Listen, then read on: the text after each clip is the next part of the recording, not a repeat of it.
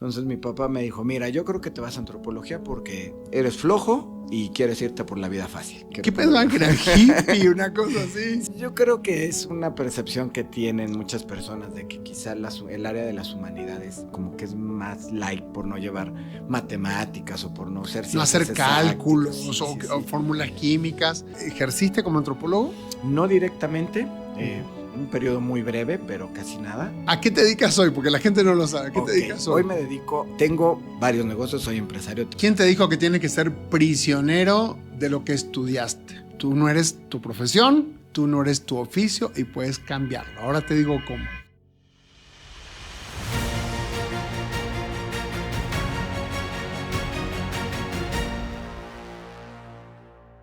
Bienvenidos a otro episodio donde hoy hablaremos acerca de no soy mi oficio, no soy mi profesión, no soy mis estudios, yo puedo transformarme y transformar mi vida, posiblemente cambiando el rumbo, cambiando el camino, y para eso hoy nos va a acompañar un antropólogo que a su vez se dedica a otra cosa que no tiene nada que ver con la antropología. Hoy nos acompaña David García. Te voy a presentar. Hola David, ¿cómo estás? ¿Qué tal, Hugo? Muy buenas tardes, gracias por ¿Cómo la invitación. está tu vida? Cuéntame. No, mi vida, bueno, llena de experiencias. La verdad es que ha sido un camino maravilloso, un camino de mucho aprendizaje, muchos puntos de quiebre en todos los sentidos, pero afortunadamente siempre he estado acompañado de gente que me ha podido aportar cosas y me ha ayudado a ver las cosas como una oportunidad, los retos como una oportunidad, la vida misma, y pues bueno, efectivamente me ha hecho... Empezaste antropología, terminaste antropología. ¿Y qué te llevó a la antropología?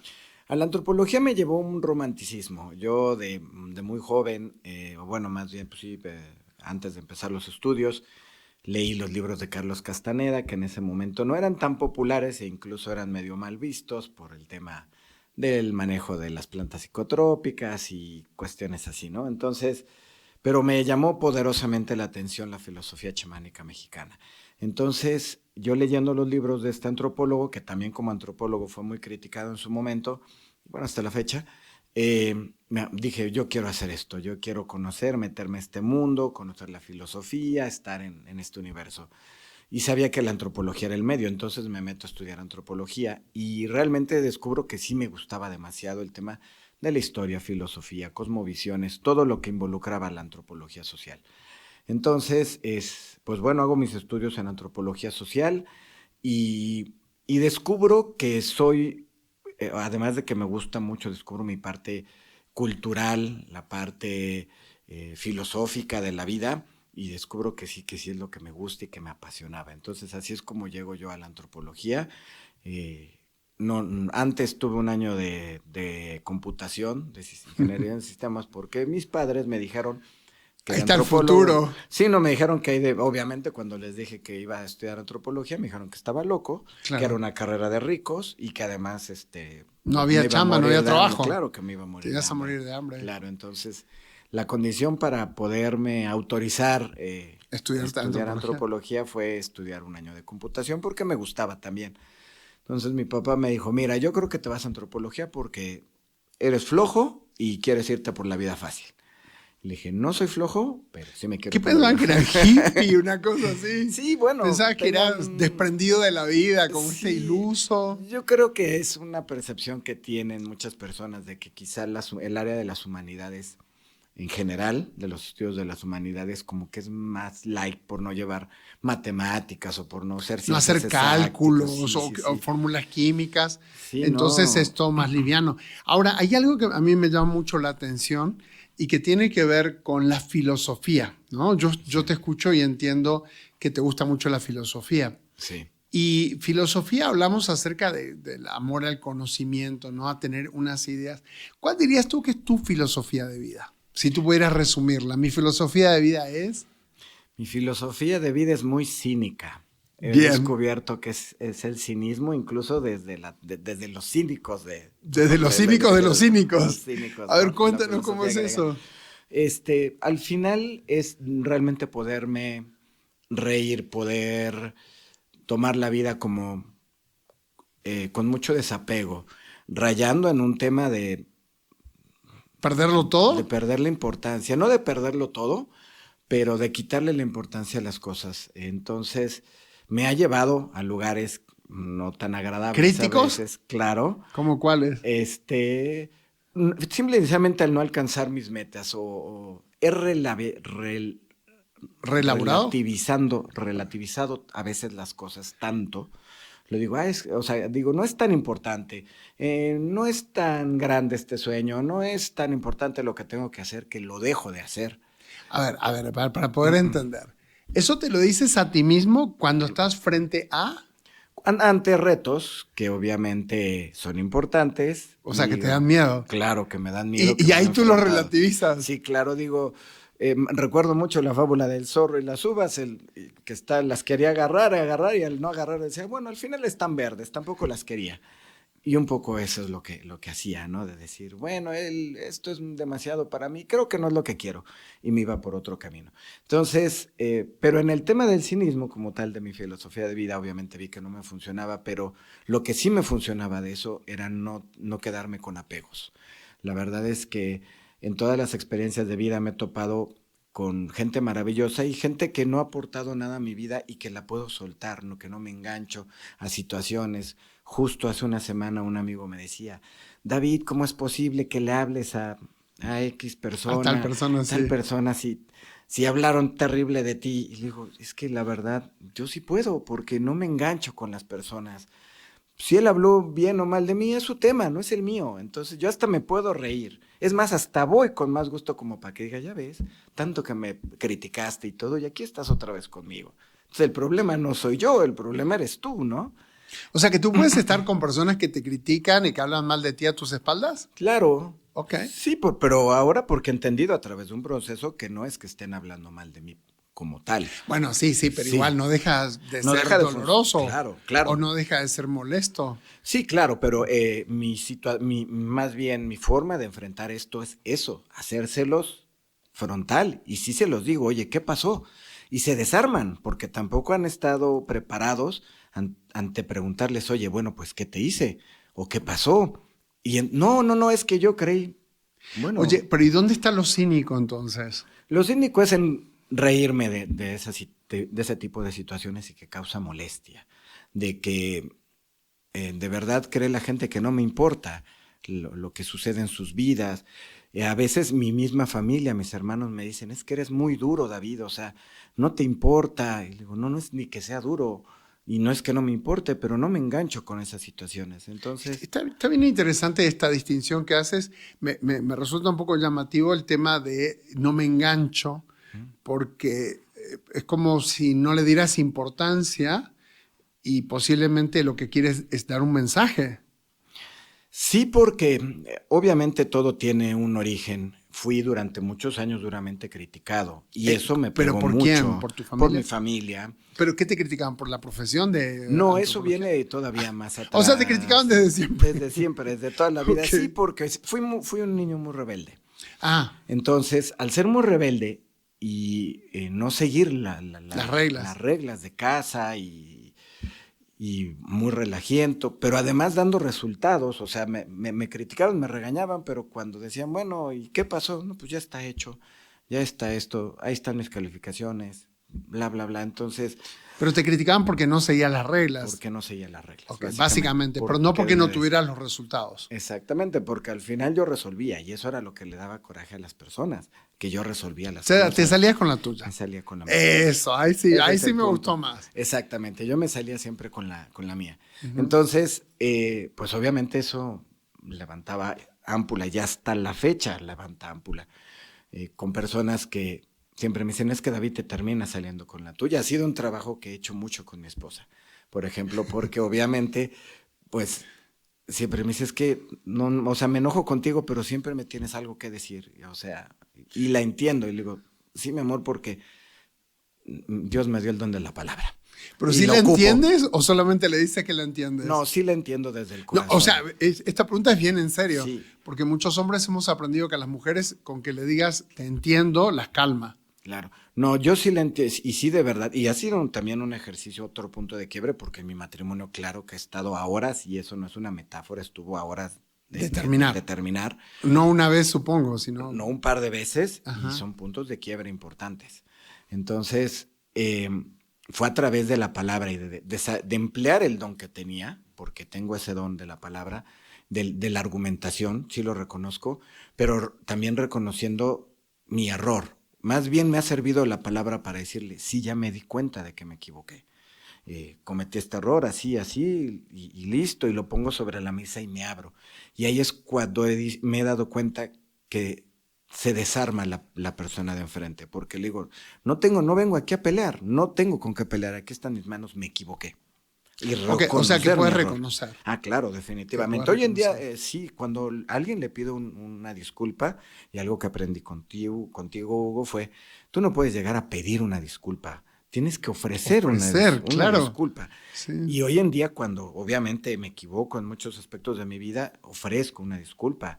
Digo, oye, discúlpame, te ofrezco una disculpa porque no me di cuenta o porque lo que sea que haya provocado, ¿no? Y he logrado hacer la distinción de cosas que puede ser que yo tenga la razón en algo, pero si la apreciación de la persona que está enfrente de mí es otra, también me tengo La respeto. La respeto, justo. Claro, claro. Digo, porque a lo mejor yo lo hice en la mejor intención, pero tú lo interpretaste de otra y respeto que te sientas así. Puede ser lógico o no puede ser lógico, pero así te sentiste. Y lo asumo y es más, lo honro y listo, ahí nos quedamos, ¿no? Mejor no hay un libro que se llama algo así como no hagas cosas buenas que parezcan malas. Algo así. Es que me acordé de otra cosa, pero tener una grosería, pero bueno, eso no se puede.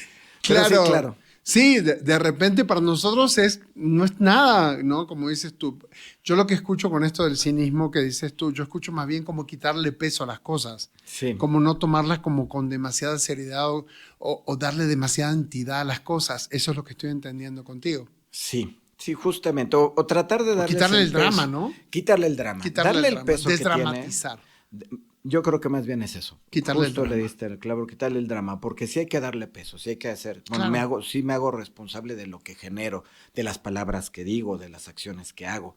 Entonces, lo que sí es que le quito el drama. Si en alguien afecté, pues si llego y le puedo decir, oye, discúlpame, lo hice así o lo hice asado. Claro. Como también sé recibir oye, muchas gracias por la ayuda, claro. Y con mucho gusto, y listo, oye, ¿no? Oye, David, ¿y tú estudiaste antropología? ¿Ejerciste como antropólogo? No directamente, un periodo muy breve, pero casi nada, más bien apoyando a algún par de profesores, pero de ahí quise hacer más bien antropología. La mercadotecnia tiene una base muy importante en los estudios antropológicos. Por supuesto, es el estudio del ser humano, básicamente. Claro, convertido a números, a estadísticas. Entonces, me asocio con un amigo noruego que tiene una empresa de mercadotecnia y él me dice, pues David, eso, necesito. Él estaba aquí en México queriendo emprender negocios y me vio vendiendo y me dice, yo te necesito. Necesito esto que eres tú, así eres tal tú, cual. Sí, sí, sí. ¿Y qué vendías en ese momento? En ese momento vendía yo ropa, perfumes, relojes, puras cuestiones, porque me han encantado las ventas. Yo tenía como 21 años, 22 años. Uh-huh. Y siempre me han encantado las ventas. Y te ves este noruego y dice, yo necesito para marketing. Él necesitaba trajes. ¿Trajes? Trajes para él. Y por otro amigo me presenta y le empiezo a vender trajes y sin querer, bueno, más bien no quería, pero me compró como 8 trajes y zapatos y todo. Entonces cuando salgo de su casa me dice, no sé cómo le hiciste, pero yo no necesitaba esto. Entonces, pero bueno, y de ahí empezó una relación y nos hicimos muy buenos amigos. ¿Tú dirías que vendes o vendías o hacías que te compran?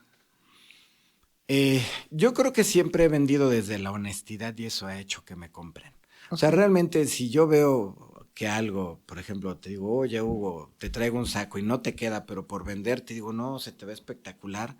No, nunca he sido así. Si te queda bien y te ves espectacular, te digo, no, sí. Bueno, si no te alcanza es otra cosa, quizá no, si es muy caro, lo que sea, ¿no? Digo, ya ahí empiezo a jugar con ese tipo de cosas. Luego tal vez es muy caro para ti, yo entiendo que no lo puedas pagar. Creo que me sale el chip de vendedor rápido. Sí. ¿No? Entonces, y entiendo que haya otra gente que sí lo pueda pagar sí, y tú no. Puede ser, claro. ¿no? Pero bueno, en fin, cosas así. Espera, porque quiero ir al punto de en qué momento, o sea, ¿a qué te dedicas hoy? Porque la gente no lo sabe. ¿A qué te dedicas hoy? Hoy me dedico... tengo varios negocios, soy empresario, tengo una constructora. ¿Qué construyes? Hacemos ingeniería, bueno, en realidad principalmente ingeniería para la industria, construcción industrial. Naves industriales. De este sector, exactamente. Ok. Instalaciones eléctricas, obras civiles, terracerías, Ok. en fin. ¿Qué más? Residencial.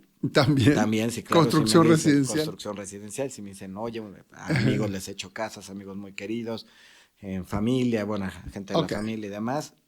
Yo cuando les digo, si me hablan para pintar 1 metro cuadrado de pintura, claro que vamos. Entonces, Perfecto. acabados y demás. Entonces, es como la parte más general de la construcción que tenemos o que hago. Después de eso es como mi actividad principal y lo Bien. que genera lo principal de mis ingresos. Y hace no mucho puse una clínica de fisioterapia. Ok. Bueno, ahí como socio capitalista, junto con otro amigo y otros fisioterapeutas, grandes personas. Y bueno, ellos son los que llevan. Yo nada más estoy ahí como gerenciando, liderando, poniendo el capital, pero gerenciando el negocio. Con otro querido amigo estoy apoyándole en la apertura de su oficina de seguros, bueno, de asesoría financiera. Y pues bueno, estoy por emprender otro negocio que es venta de anticongelantes. Entonces, ¿por qué? Porque la vida me los ha puesto así y los tomo. Okay. ¿Qué le dirías a un chavo hoy que de repente quiere estudiar antropología o quiere estudiar una carrera que se supone que no es comercial? ¿Qué le dirías? ¿Que No, lo que haga? lo haga, claro. Que claro, lo haga. Fundamentalmente. Es más, yo le diría a los matemáticos, a los físicos, estudien humanidades. O sea, ¡Wow! ¡Qué interesante! sí, a las personas, a ingenieros. ¿Por qué? Porque vivimos en un mundo social.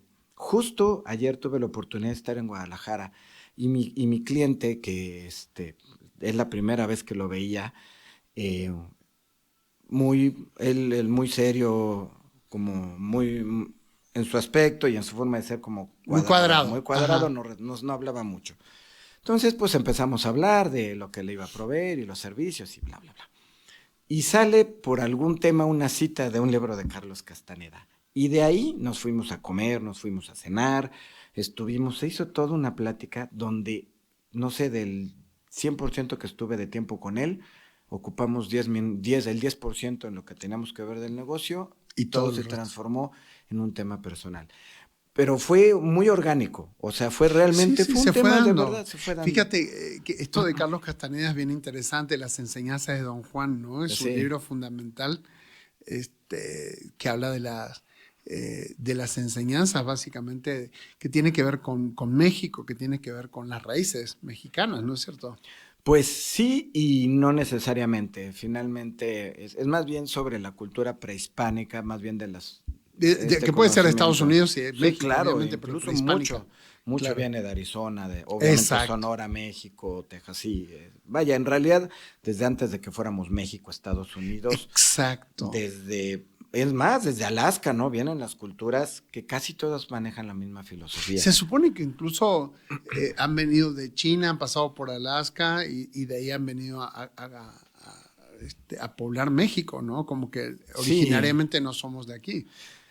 Sí, claro, pero lo más interesante en estos términos filosóficos es que casi todas las culturas antiguas manejan los mismos conceptos filosóficos, ¿no? ¿Como principios? Como principios básicos. Wow. Obviamente, el respeto, el tema de, por ejemplo, la cosmovisión de la muerte como tal es casi la misma. Nosotros aquí en México quizá le hemos dado el toque, ¿no? La hemos llevado a una fiesta, pero es un elemento fundamental en las culturas prehispánicas. Y hoy en día la muerte es tan relativa, o sea, como que te pintan todo para que pienses que nunca te vas a morir, ¿no? O sea, tú vive tu vida y tú come en exceso, vive en exceso, como si de verdad pierde el tiempo, mira, piérdete en una película o en una serie y no pasa nada, tu vida es eterna.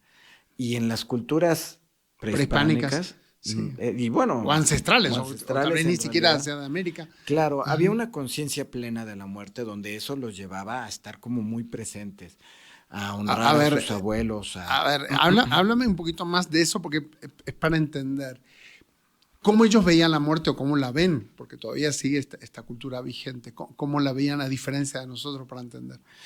Primero tiene que ver con un tema de que efectivamente su cercanía a la muerte era mucho más real. No tenían acceso, obviamente, a fármacos, a medicinas. No, expuesto a los animales, al aire libre en la noche. Claro, Sí, entonces claro. eso, por ese simple hecho, las culturas permanecían más presentes. Sabían O sea, la muerte estaba muy presente todo el tiempo. muy presente, pero eso lo llevaban también a su tema filosófico. Incluso, bueno, está más que sabido, quizá más de lo que realmente fue, pero el tema del sacrificio humano que se daba cuando alguien era sacrificado, más allá de ser un castigo, era un premio, Una ¿no? conexión. Sí, una conexión, en un reconocimiento te vas a ir a vivir con los dioses, ¿no? O sea, bueno, te vas al Mictlán, en fin, casi en las culturas prehispánicas.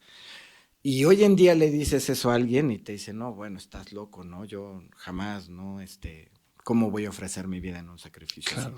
Entonces, tan solo eso te habla de dos concepciones totalmente distintas de la muerte, ¿no? ¿Y cómo pudiste compaginar esas creencias con tu vida?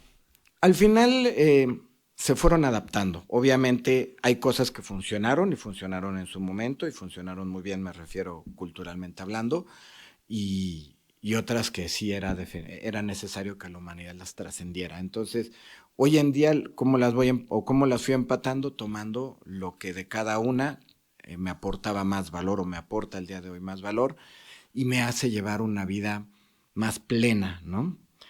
Obviamente si me dicen, no, y sacrifícate por algún dios, digo, no, gracias, Por no me Tlaloc. interesa, por Sí, Tlaloc, no, sí, gracias. no, sí, no, Que no definitivamente está no. lloviendo. Sí, no vamos a hacer eso, pero entiendo que debo de tener una conexión espiritual fuerte, sí debo de ser agradecido con Dios, vamos, con la lluvia y con que hay un elemento que nos permite la vida, entonces digo, sí, claro, sí hay que reconocer que hay un elemento, hay algo mucho más allá. ¿Y qué tuviste que romper dentro de ti para convertirte en empresario? Eh, Porque algo se tuvo que haber detonado o roto para poder transformarlo.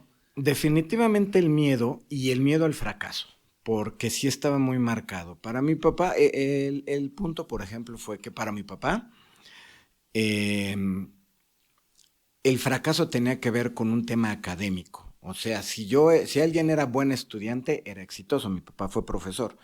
Entonces, el éxito radicaba en ser buen estudiante y yo era terrible estudiante. Pero tú sabes que justamente hoy está muy en boga esto de entender que los buenos estudiantes normalmente no son los que triunfan. Sí, claro. Porque luego, como no eres buen estudiante, tienes que sacar muchísimos recursos que no usaste en tu época escolar para poder sobrevivir y destacar y salir adelante. Cuando realmente el que salió tal vez con buenas calificaciones ya tiene un trabajo asegurado o digamos una quincena en una empresa, en un negocio, en una fábrica. En cambio, el que no tiene que salir como a buscarlo. Sí, claro. Yo creo que tiene que ver más con lo que mi papá en ese momento, quizás esa generación entendía que era la educación. Ellos yo creo que confundían el tema de educación decir, la educación es que sepas biología, matemáticas, La física, química, académica, la digamos. académica, Sí. exactamente, a realmente formarnos, por ejemplo, en valores, en disciplina, que nos dijeran, a ver, primero desde que te levantas, tus zapatos, tú tiendes tu cama, tú haces esto, tú haces tu cuarto. Si nos hubieran dado ese orden, o si me hubieran dado ese orden en mi vida, no hubiera importado lo que hubiera estudiado. Claro. Entonces, y creo que va más bien por ese punto. Entonces, mi padre en su generación entendió que era él el proveedor y que su función como padre era ser proveedor, darme una escuela, darme alimento, darme casa, y lo hizo magníficamente bien. Pero, pues obviamente ahí se quedó. Y listo. Yo lo reconocí con el tiempo y lo honro y he honrado mucho su esfuerzo. Y pues ya no trato de no cometer el mismo error con mi hija. Pero yo creo que es más un tema hoy en día que la academia no te asegura el éxito definitivo. Puedes estudiar lo que quieras, siempre y cuando tengas el método, la disciplina para decir, bueno, si empiezo esto, lo acabo, listo, y es conocimiento adquirido, que puedes cambiar de conocimiento, claro, es más, cambia 20 veces de conocimiento porque es maravilloso conocer, expandirte, ampliarte. Digo, yo en mi vida cuando empecé a estudiar antropología, si me hubieran dicho que es un polín, yo hubiera dicho, no sé, pues una caricatura, a lo mejor, no sé, no, o sea, no sé. Y hoy en día saber que puedo hablar de construcción, de filosofía, de política, de chistes, de biología. La verdad es que lo que me ha permitido la antropología es además el gusto por leer. Ok. Entonces, lo que me cae en las manos, Leas. leo. Ahora, va a ser bien importante esto. Yo creo que lo que tú básicamente nos comunicas, nos transmites, es que no importa la profesión, no importa el ser humano, importa en quién tú te conviertes para lograr las cosas que quieres. Un mensaje final para las personas que nos están escuchando, que nos están viendo, ¿qué sería acerca de si van por la vida? ¿Qué le dirías tú que se aferren? Porque tú hablaste mucho de desapego, pero ¿a qué le dirías que sí se agarren, a qué se aferren? Al ser, al amor propio, a lo que uno sienta, a lo que uno quiere. Yo estoy convencido de que cuando haces algo en la vida, incluso desde niño, uno sabe qué cosas, ya sea subirte un árbol, patear una pelota, algo te vibra, algo dices, esto me hace feliz. Y si te aferras a eso, con esa convicción, igual llega un libro y dices, este libro me marcó, o tuve esta experiencia y esto me marcó, y si te agarras, de ahí se pueden empezar a derivar muchas cosas. O sea, que estemos atentos, jóvenes, Sí. y todos, adultos también, porque de repente yo conozco personas con 50 años que no han encontrado algo a que aferrarse en la vida. Y dicen, no le he encontrado, ¿no? Y de repente hay gente que piensa que va a vivir 100 años y ya va por los 60, 70 y es como dice, todavía no encontré lo que me gusta, cuando en realidad todo el tiempo tenemos señales que podemos ir aferrándonos y agarrándonos. Sí, pero, y bueno, vuelvo al punto, creo que tiene que ver mucho con verse uno hacia adentro y preguntarse uno qué quiere, y qué quieres, y qué quieres, y qué quieres, y comprometerse con esa pregunta y con ese sentimiento, porque también además en el tiempo uno va cambiando. Puede variar. Quiere. Claro, hoy quiero esto y en 10 años eso que quería decir, ¿no? ¿A quién se le ocurrió? Claro. O sea que quienes éramos ya no somos y quienes somos ya no seremos. Exactamente. Sí, seguramente, sí, así será. Muchas gracias. Muchas de verdad, gracias gran mensaje. Gracias por acompañarnos. Suscríbete en YouTube a Hugo Pereira Podcast porque vas a tener esta información y mucha más y todo lo que sigas buscando. Gracias por acompañarnos en Spotify como Hugo Pereira Podcast también y por supuesto en Instagram como Hugo Pereira Training. Suscríbete, acompáñanos y siempre vas a tener el gusto, como hoy con David, de tener mucha más, no solamente información, sino testimonios increíbles. Gracias.